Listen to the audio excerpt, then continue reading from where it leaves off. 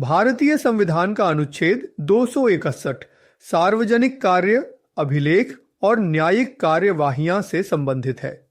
इसे सरल हिंदी में समझते हैं। यह अनुच्छेद पूरे भारत में सरकारी कार्यों, सरकारी दस्तावेजों और अदालती फैसलों को मान्यता देने की बात करता है। इसका मतलब है कि अगर किसी राज्य की सरकार कोई काम करती है, जैसे कोई सरकारी योजना लागू करती है या कोई दस्तावेज जारी करती है, तो उस काम को और उस दस्तावेज को दूसरे राज्यों में भी मान्यता मिलेगी।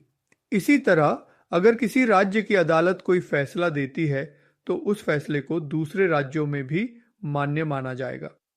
संसद कानून बनाकर यह तय कर सकती है कि इन कार्यों, दस्तावेजों और फैसलों को कैसे मान्यता दी जाएगी।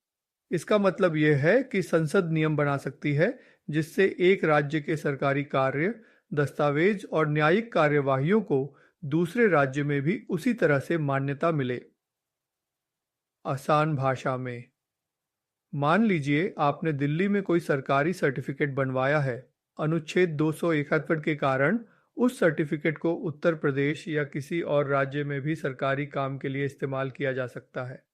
या फिर अगर किसी व्यक्ति के खिलाफ राजस्थान की अदालत में कोई फैसला आया है, तो उस फैसले को महाराष्ट्र में भी लागू किया जा सकता है। संक्षेप में, अनुच्छेद 261 यह सुनिश्चित करता है कि भारत एक देश के रूप में काम करे, जहां एक राज्य के सरकारी काम और अदालती फैसले दूसरे राज्यों में भी मान्य हों। इससे सरकारी कार्यों में आसानी होती है और न्याय व्यवस्था भी मजबूत होती है।